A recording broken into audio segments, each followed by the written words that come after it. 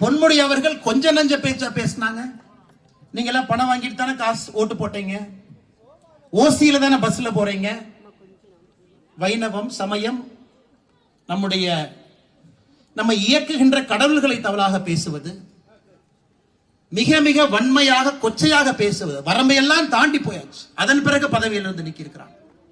போன வாரம் சென்னை உயர்நீதிமன்றம் இன்னைக்கு இருக்கக்கூடிய 3 அமைச்சர்கள், எம்ஆர்கே பன்னீர்செல்வம் அவர்கள், துரைமுருகன் அவர்கள், 3 அமைச்சர்கள் மேல இருக்கக்கூடிய சொத்து குவிப்பு புகார கீழ இருந்த நீதிமன்றம் ரத்து பண்ணிட்டாங்க. இவங்க அதை செல்லாது, மறுபடியும் நாங்க என்கொயரி பண்றோம், மறுபடியும் இதற்கு உயர்நீதிமன்றத்தில் கேஸ் நடத்துவோம். 3 அமைச்சர்கள் மீது ரத்து செய்யப்பட்ட சொத்து குவிப்பு வழக்கு மறுபடியும் ஆரம்பிச்சிருக்கிறான்.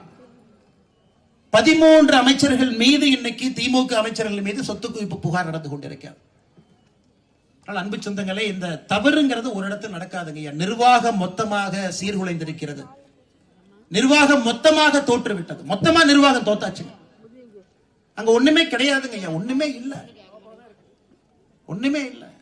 பாராட்டு விழா இவர்களாக இவர்கள் நடத்தி கொண்டிருக்கின்றார். இன்னைக்கு நாம் எல்லோரும் ஒன்றாக இணைந்திருக்கின்றோம். காரணம், இந்த ஆட்சியை வீட்டுக்கு அனுப்பணும். 2026 ஏப்ரல் மே மாசத்துல தமிழகத்திற்கு பிடித்திருக்கக்கூடிய பீடையை அகற்ற வேண்டும் என்று கொண்டிருக்கின்றோம். இதை விட மோசமான ஆட்சி தமிழகத்தினுடைய வரலாற்றில் பார்த்ததே இல்லை. இதுல முதலமைச்சர் சொல்றாரு, அடுத்த அவங்க ஆட்சிக்கு வந்தா 2.0 பார்ப்போமா. 2.0 அது இந்தியன் 2.0 பார்த்த மாதிரி தான் அவங்க கடைசியா. அந்த தாத்தா வேற, இந்த தாத்தா வேற. இந்த 2.0 எது வந்தாலும் என்ன நடக்கும்னு உங்களுக்கு தெரியுங்க. அவரே அவருக்கு மார்க் போட்டுக்கிறாரு, இந்தியன் 2.0 மாதிரி நானும் 2.0 வருவேன் 2026.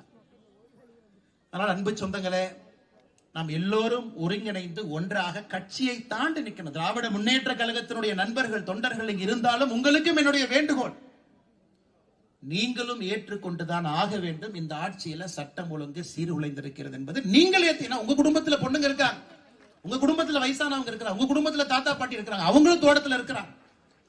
அதனால் இது நம்ம அரசியல் கட்சியாக ஒப்புக்கு சப்பானியாக இல்ல நாம திட்டுவோம், திமுக காரங்களா திட்டாம போலாம், அப்படி இல்லைங்க. எல்லோரும் சேர்ந்து இறங்க வேண்டிய நேரம். 20ஆம் தேதி செவ்வாய்க்கிழமை நம்ம எல்லோரும் களத்துக்கு வருவதற்கு நீங்க தயாரா இருக்கணுங்க ஐயா. நான் தயார் ஆயிட்டேன், நம்முடைய தலைவர்கள் தயாராயிட்டாங்க, நம்முடைய சகோதரிகள் தயாராயிட்டீங்க. எல்லோரும் களத்துக்கு வருவோம். தொடர் உண்ணாவிரத போராட்டத்தை சிவகிரி மண்ணில் இருந்து எடுப்போம்.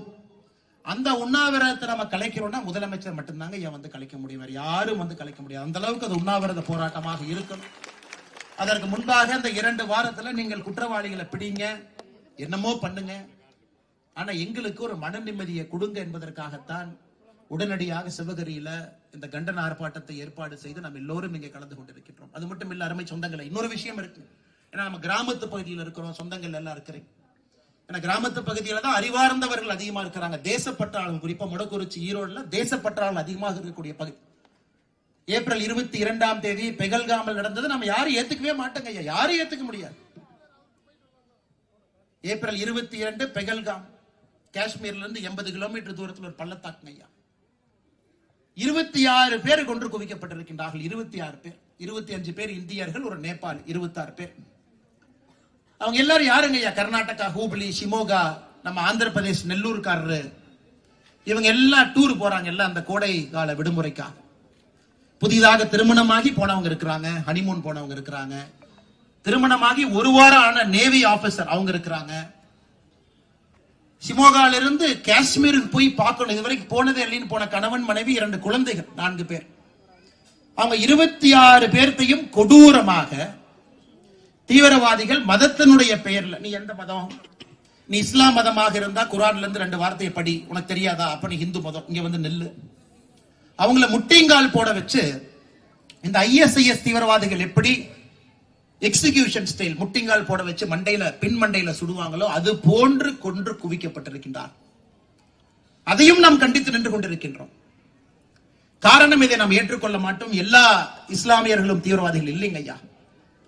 இஸ்லாமில அதை தவறாக புரிந்து கொண்டவர்கள் சில தீவிரவாதிகள் இருக்கிறாங்க. அவர்களால் இஸ்லாம் மதத்துக்கே கெட்ட பேர், எல்லோருக்குமே கெட்ட பேர். 26 பேர் அப்பாவிகளை கொண்டிருக்கின்றார்கள். அதையும் ஒரு நாடாக நாம் ஒன்றாக இணைந்து நின்று கொண்டிருக்கின்றோம். அதில் இன்னைக்கு நாம சொல்லி இருக்கோம், பாகிஸ்தான்ல இருந்து யார் இங்க இருந்தாலும் உடனடியாக திரும்பி செல்ல வேண்டும் என்று சொல்லி இருக்கின்றோம். யார் இந்தியாக்குள்ள இருக்கக்கூடாது. இந்தியா முழுவதும் முதலமைச்சர்கள் வேலை ஆரம்பிச்சிட்டாங்க. நான் தமிழ்நாடு முதலமைச்சர் சம்பந்தமாக எந்த வேலையுமே ஆரம்பிக்கல. இந்திய அரசு உள்துறை அமைச்சர்கள் என்ன சொல்லியிருக்கிறாங்க? அமித்ஷா அவர்கள், பாகிஸ்தான்ல இருந்து யாராவது விசாவோடு இந்தியாவுக்குள்ள எங்கேயா சுத்திக்கிட்டு இருந்தா உடனே கிளம்பி போயிரு, அட்டாரி பார்டர்ல கிளம்பி போயிருங்க, வாகா பார்டர்ல வராது. அதற்கு பேச்சு மூச்சு இல்லாம நம்முடைய முதலமைச்சர் இருக்கிறாங்க. அப்ப என்ன, நீங்க தீவிரவாதத்தை ஆதரிக்கிறீங்களா? எல்லா காங்கிரஸ் கட்சியை சார்ந்த முதலமைச்சர்கள் எதிர்த்து பேசும் பொழுது தமிழகத்தினுடைய முதலமைச்சருடைய பரிதாபமான நிலை, ஐயோ எதிர்த்து பேசினா ஓட்டு வங்கி கலைஞ்சு போயிருமோ, எதிர்த்து பேசாம இருப்போம். அதையும் பார்க்கின்றோம், அதையும் நாம் கண்டிக்கின்றோம்.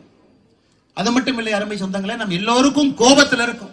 அரசு திரும்ப ஏதாவது செய்ய வேண்டும் என்கின்ற கோபத்தில் இருக்கும்.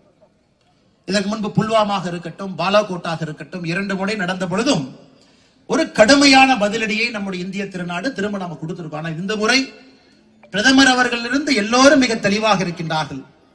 பாகிஸ்தானுக்கு நாம கொடுக்கக்கூடிய பதிலடி என்பது அடுத்து எப்பொழுதும் சரித்திரத்தில் இது போன்ற நிகழ்வை நடத்துவதற்கு அவர்களுக்கு தைரியம் இருக்கக்கூடாது என்பதிலே தெளிவாக இருக்கின்றார்.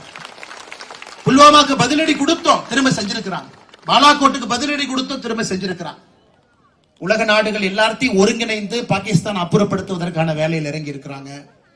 IMF இருந்து வரக்கூடிய நிதி உதவியை நிறுத்த ஆரம்பிக்கிறாங்க, $7 பில்லியன். இந்தியாவிலிருந்து பாகிஸ்தானுக்கு 3 நதிகளுடைய தண்ணி போதுங்க, இண்டஸ் வாட்டர், அதை நிறுத்துறாங்க. சோ எல்லா விதமான பிரச்சனையும் கொடுத்து எந்த விதமான ஒரு தீவிரவாதியும் பாகிஸ்தான்ல இருந்து தைரியமாக இங்க வரக்கூடாது.